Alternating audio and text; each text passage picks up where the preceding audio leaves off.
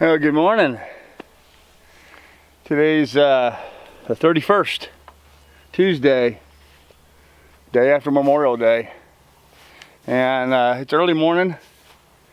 As you can see from the low light, the sun's just now getting above the cabin. And taking my first break from my work for the day. I'm cleaning out the hen house. I'm gonna have to get it cleaned out, dried, get some lime in there. Then put some new pine shavings down, and gotta do some wiring. Get an electrical outlet mounted in there. I got the wires run to it. I just gotta buy a exterior grade box and outlet and cover so I can get an electrical outlet set up outside, inside the hen house, and then I can drop a heat lamp in there. So I can get those biddies moved out of the cabin and out there. Not that they're a problem in the cabin, they're fine. They're kind of fun to watch and listen to. But they're jumping up out of their box, and that's a problem because they're trying to escape. And I want them to stay in the box. I don't want them getting themselves up on the rim and then pooping over the side and getting chicken poop on my luxurious plywood floor. But still, you know, it's just something else to have to clean. And it seems to upset Miss Lily quite a bit. They get up on the rim and she feels it's her job to chase them back down in. I guess that's my fault. I kind of showed her that was something she could do. So I'm being a bad grandpa today. I'm actually drinking a Diet Pepsi. I've been drinking the Pellegrino flavored blood orange sodas. They're not really a soda, they're a fruit juice that's carbonated. They have blood orange, and they have another one that's like mandarin orange and lemon. I like them, all three of them. But I've been drinking a lot of them, and I started getting a rash, which I'm not sure if it's a product of something else or if it was the Pellegrinos. But I've also been getting a bit of an upset stomach lately. And so I thought a little cola might help settle out my stomach. Now, I've been a big advocate of getting out from drinking pop.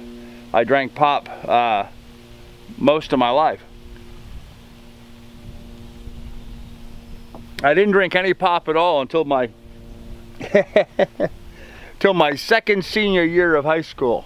Yes, that's right, second senior year.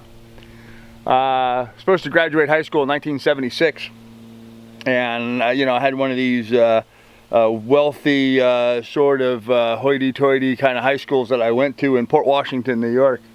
Open campus kind of concept. They tried to make it look and seem more like a university thing where you had to move from, you know, class to class and keep your schedule and what have you. Well, apparently I was insufficiently supervised because, hell, I was a kid, I didn't know. I didn't sign up for enough PE while I was in high school. And so when it came to graduation, about a week before graduation, I mean, I'd already ordered the cap and gown and all that. About a week before graduation, I was informed by my guidance counselor that I owed the school a year of gym, that I'm short credits for 1 year of PE. It's like, well, now's a hell of a time to tell me, right? So anyhow, so they wouldn't let me graduate in 1976. Well, in that year, my dad had accepted a job offer in Bahrain, in the Persian Gulf. He was going to work for Gulf Air. My dad was staff vice president at the time for Pan American World Airways. And he accepted a position over in Bahrain, building the facilities there for Gulf Air. And so we were moving to Bahrain, which he thought it was going to be just him and my mom moving. Well, surprise, surprise, it was me too. And my sister Terry, who wanted to take off. She had finished high school, and I don't remember if she had done a year of college at that point, but anyhow, she wanted to take some time off. And so Terry and I and Mom and Dad, the four of us, moved to Bahrain, where I went to school in Jufair, which is a US DoD, US Department of Defense school in Bahrain, and I attended school there. Now, they had different requirements. Of course, military, of course they would. Yes, I owed them a year of PE, which was great with me, but they also required me to take some English and some history and some other things, so not a problem. I did all that. Classes in Bahrain sucked. It was hot. I mean, 125 in the shade. 125 degrees inside your classroom. You're just sitting in there just melting, So my schedule was I took English class and history class first 2 periods before things really got hot. And then I went over and I did band and chorus, which finished out my morning. I was very much into music back then. I thought I wanted to become a music teacher, actually. Vocal emphasis, I sing. Or at least I used to. And anyhow, then I had all afternoon free to fulfill my PE requirements, which was really cool in Bahrain because they had a pool. And one of the classes you could sign up for was scuba. And so I did. I spent the entire afternoon in the pool scuba diving. I was the teacher's pet person, I guess, in that regard. And so I ended up having to become almost a teacher's aide for scuba and help deal with all the equipment and take care of it and maintain it and clean the pool and, do all that kind of stuff. And we had some fun times back then. The teacher was kind of a badass U.S. Navy SEAL that was teaching us to scuba dive. And so we would go and do things like put the frame of a vehicle in a swimming pool, sink it to the bottom. And then you'd have to dive down, take your gear off, get into the car, close the door, get out of the car, put your gear back on, and be able to be confidently doing that. They would drop cargo nets and set up obstacle courses in the pool that we would have to then swim through and work through. And there was a lot of times you'd have to take your scuba tanks off and, move it in front of you while you're swimming along. And it built a lot of confidence in me as a scuba diver. I'm advanced open water certified.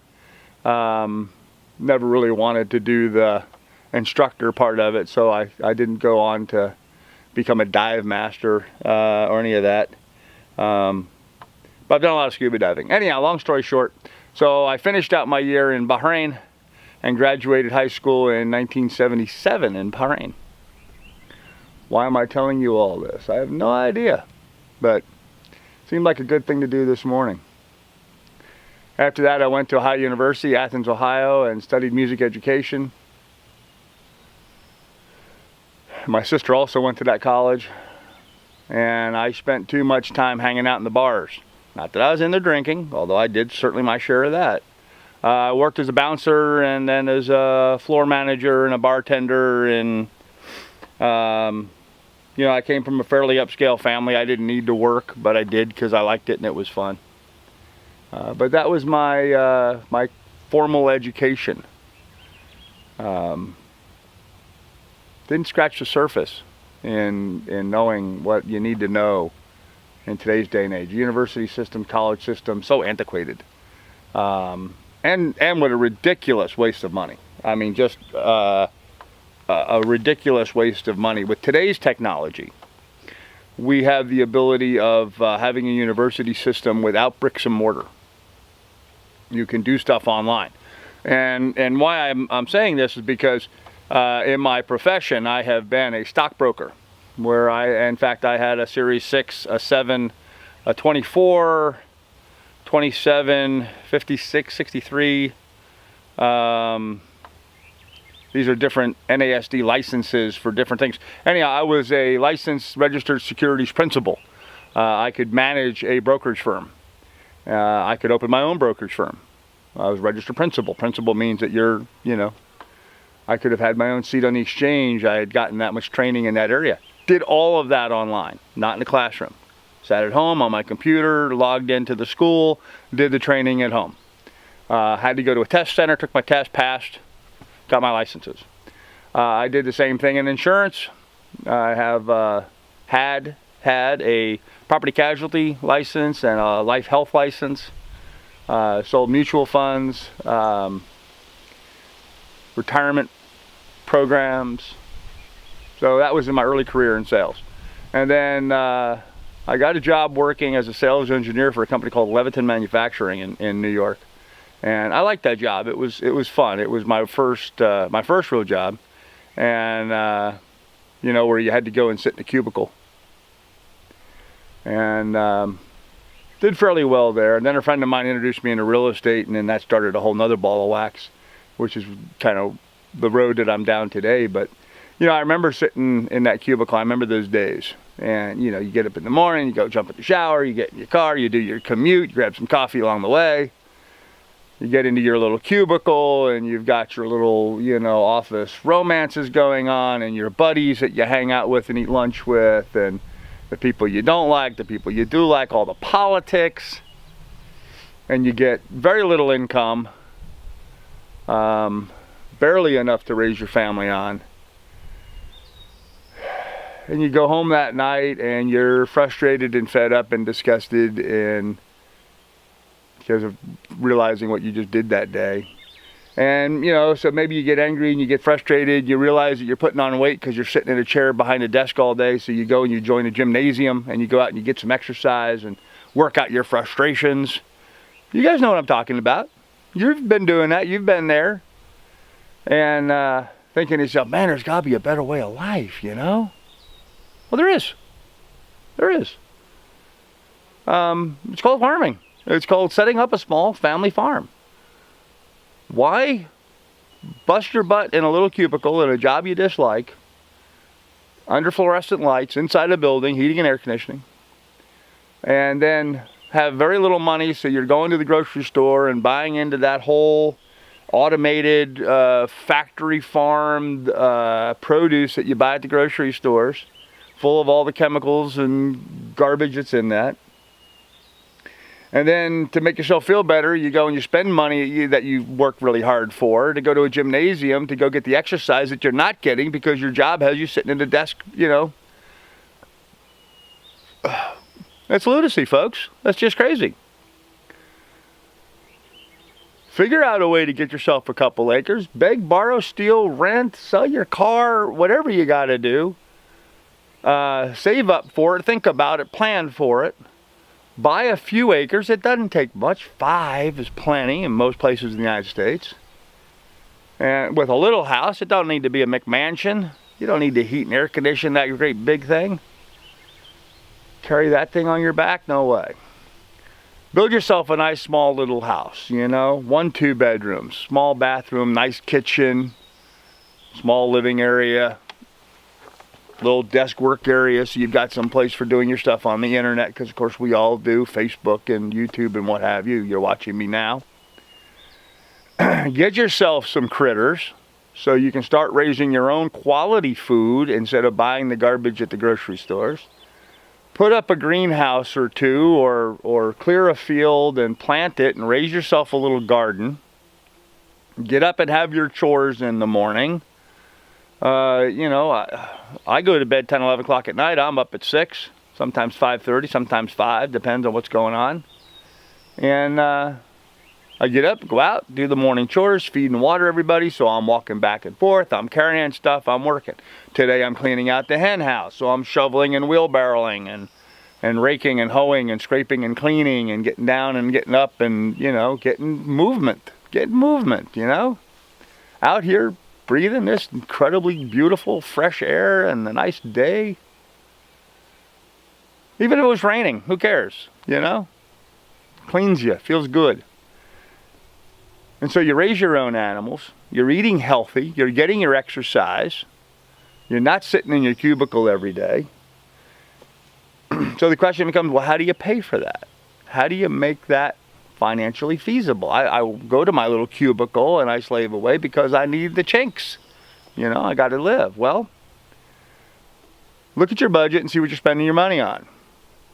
If you're like most families, your food budget's a really big part of that.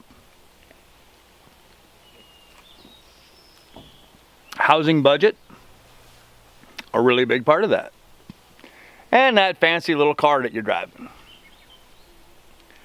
Sell your fancy little car, pay cash for 8, 9, 10-year-old pickup truck. No car payment anymore. Easy done.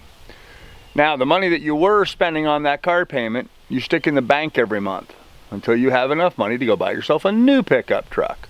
This way you have it in your bank making interest for you instead of you paying it to them and paying them interest on top of it. That's an easy fix.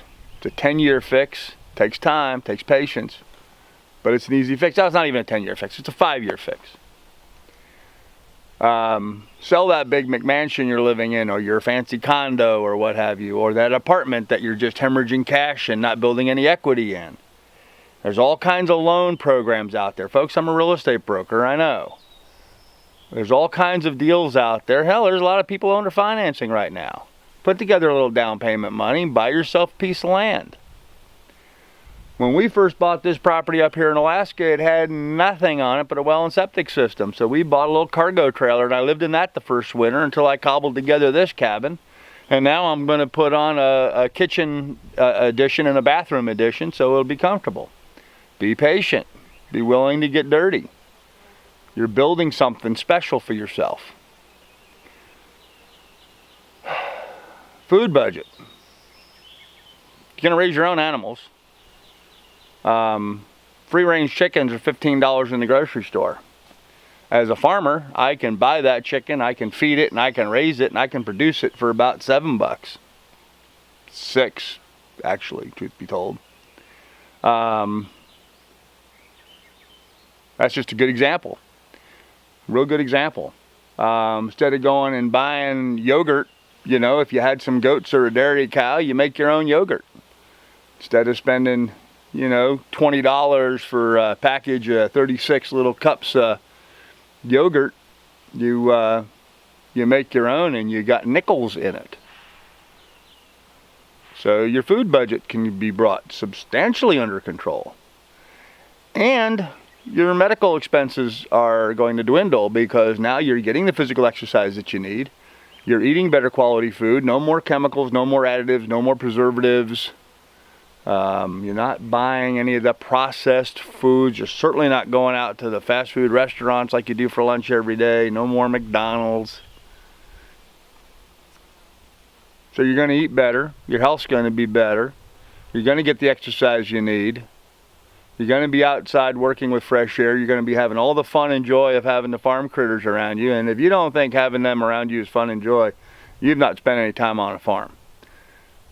Sitting there and watching some baby goats jump around bucking and kicking is just hysterical. It's better than anything on TV right now, unless you're watching a YouTube video of goats jumping around, bucking and kicking. Watching your chickens strut around, purr around out in the grass and stuff, eating all the bugs and mosquitoes. Not only are they not costing you anything, but they're reducing the mosquito bites you're going to get and cleaning everything up. So anyhow, this video is getting long, so I'm going to go ahead and try to wrap this up. But the point is, you don't need to live the way you're living.